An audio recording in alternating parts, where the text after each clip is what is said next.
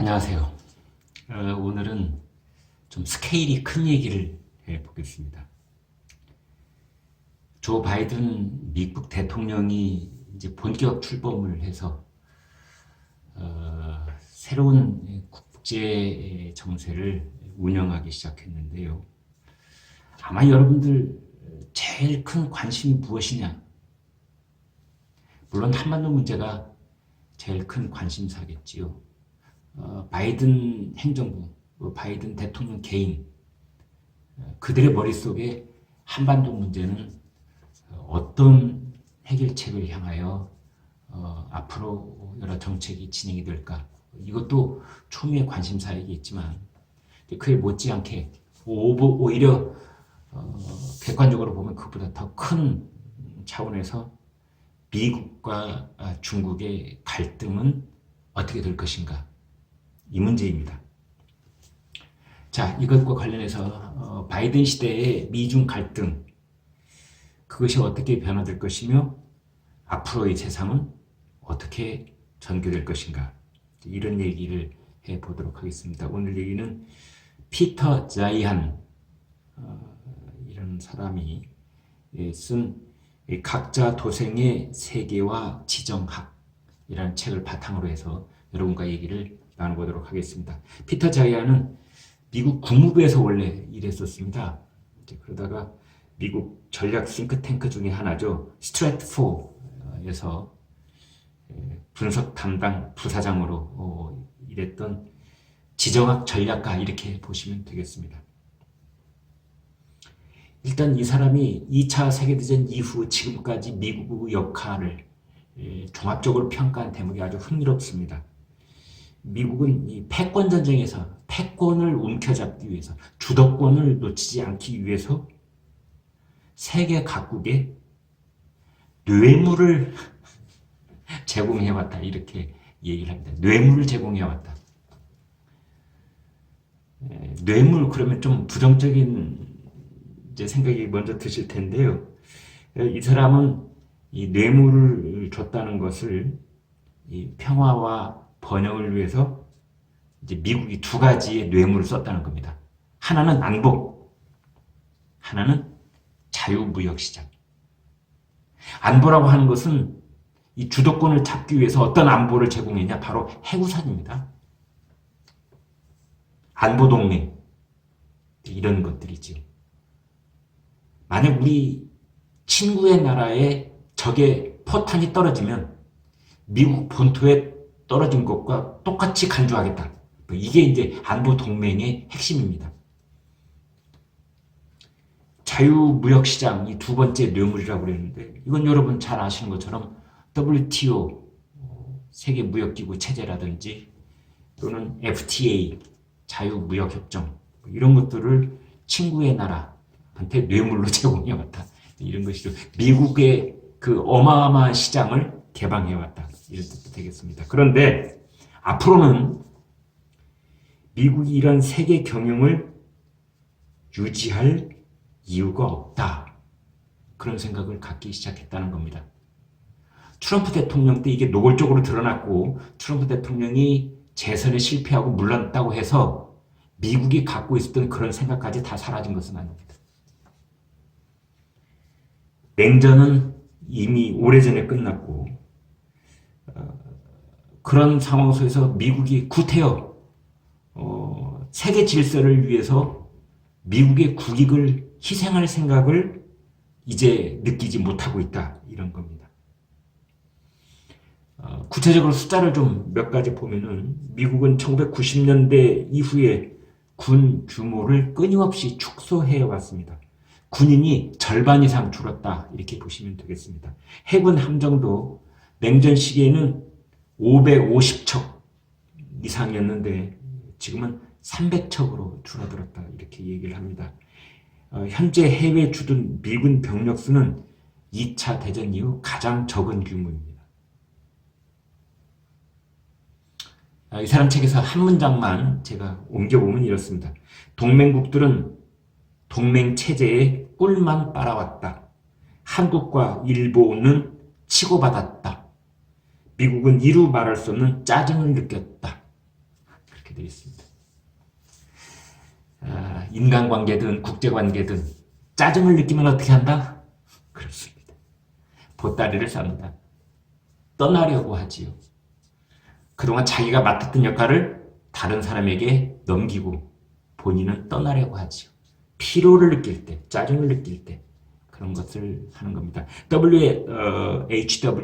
조지 H.W. 부시 대통령 이후에 세계 경찰로서의 역할은 미국이 점차 줄여나오고 있고, 그 다음에 그동안 당연하게, 어쩌면 당연하게 친구의 나라로 동맹국으로서 당연하게 받아들여온 미국 희생은 앞으로 없을 것이다. 그래서 이제 세계 각국은 각자 도생의 시대, 각자 도생, 스스로 알아서 자기의 나아갈 길을 밝혀야 되는 그런 시대로 접어들어왔다고 느끼고 있었는데, 그것을 더욱 확고하게 해준 것이 있었으니까 바로 코로나 사태입니다. 코로나 사태로 세계 각국은 이제 코로나에 대응하기 위해서 온 세계가 공동 대응하고 국제기구가 급조돼서 서로 협조를 하고 이런 체제가 아닙니다. 자, 미국이 없는 세계 앞으로 어떻게 될까? 이미 어떻게 돼가고 있을까요? 피터 자이안은 두 가지를 제시를 합니다. 핵심은 하나는 지정학적 안보, 그리고 또 하나는 인구 구조, 이렇게 되어 있습니다. 지정학적 안보라고 하는 것은 마치 바게트빵, 프랑스의 바게트빵처럼 겉은 딱딱하고 속은 촉촉한 그런 나라가 경쟁력이 있다는 겁니다. 겉이 딱딱하다는 것은 바다 혹은 높은 산맥으로 둘러싸여 있어서 국경이 확실하고 외세 침입의 위험이 낮은 나라를 말하는 것입니다. 속이 촉촉하다는 것은 비옥한 평화지대를 갖추고 원자재가 풍족한 나라를 뜻합니다. 그 다음에 두 번째 인구 구조라고 하는 것은 어떻게든 고령화를 늦출 수 있는 나라를 높게 평가를 했습니다. 불행하게도 대한민국은 지금 세계에서 손꼽히는 고령화 속도가 높은 나라입니다. 그런데 이 책의 가장 핵심의 요점은 이것입니다. 피터 자이안은 이렇게 얘기를 했습니다. 중국은 과대평가됐다. 아시아의 우두머리는 일본이 될 것이다. 러시아는 공황 상태다. 독일은 한물 같다. 네. 이제 이 사람이 이 피터 자이안이 중국을 높게 평가하지 않은 이유가 있습니다. 인도와 국경 분쟁이 계속되고 있고, 요즘 신문지상에 계속 보도가 되고 있죠. 티베트, 신장 유구르, 홍콩 같은 곳에서 내부 분열 가능성이 가속화될 것이다. 이런 겁니다. 그 다음에 중국도 한자녀 정책이 점차 속도를 내고 정착화됨에 따라서 한국, 일본에 이어 급속한 고령화가 진행 중이라는 것입니다. 그 다음에 또 한 가지, 지금의 중국 체제의 실권을 가지고 있는 중국의 관료들이 1980년대 개혁 개방 이후 오로지 고속 성장만을 경험한 세대들이기 때문에 이제 앞으로 경제 둔화가 시작되면 대응책을 찾지 못해서 허둥댈 것이라고 보는 겁니다. 그래서 이렇게 얘기를 합니다. 이런 것은 한국 정부의 지도자들이 새겨들어야 될 얘기인데요. 중국에 관한 피터 자이안의 결론은 이렇습니다. 중국이 미래의 세계를 지배하리라는 생각은 유토피아적 환상에 불과하다. 중국은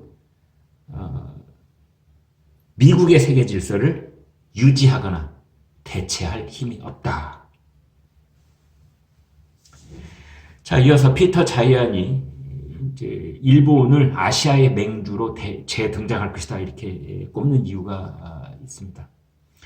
일본은 일단 해군력과 공군력이 중국을 압도한다고 보는 겁니다. 그래서 1대1 싸움에서 사실은 중국은 일본의 상대가 되지 못한다. 해군력과 공군력에 있어서 이 사람은 이렇게 봅니다. 그래서 일본에 대한 결론은 이렇습니다. 미국이 일본의 평화헌법 재해석을 촉구할 것이다. 그래서 비공식적으로 일본을 미국을 대신할 지역 맹주로 낙점했다. 이런 겁니다. 비공식적이지만 사실은 미국이 한 발을 빼거나 또는 역할을 축소하거나 그 빈 공간을 모두 일본에게 대신해 달라고 낙점하고 있다. 자, 오늘의 마지막 결론 부분입니다. 그러면 피터 자이아는 한국에게는 어떤 충고를 하고 있을까요? 이렇습니다. 한국은 미국이 손을 떼고 중국이 붕괴냐 후퇴냐의 기로에 서게 되면 다시 부상하는 일본과 경제적으로 융합하는 길을 모색하는 게 가장 현명한 선택이다. 그 이유를 낱낱이 얘기를 해줍니다. 피터 자이안이 일본과 손을 잡아야 되는 이유를 다음과 같이 얘기합니다. 그대로 말씀드리겠습니다. 고령화에 대처할 모델을 일본은 한국에게 제공해 줄 것이다. 두 번째, 한국의 구조적 경제 문제를 해결하는 데 도움을 줄 것이다. 세 번째, 해외 시장에 한국이 계속 접근하도록 도와줄 수 있는 유일한 나라가 일본이다. 이렇게 되어 있습니다. 여러분 생각은 어떠신지요? 부분적으로 동의할 부분도 있고 아마 고개를 갸웃하고 내 생각과는 다른데 이런 의견을 가지신 분도 있겠습니다만 아무튼 지금 문재인 정부든 차기 정부든 한국이 나아갈 길에 일정 정도 어떤 중요한 충고를 해주고 있는 건 분명한 것 같습니다. 오늘 얘기는 여기까지 하겠습니다. 구독과 좋아요 부탁드리겠습니다.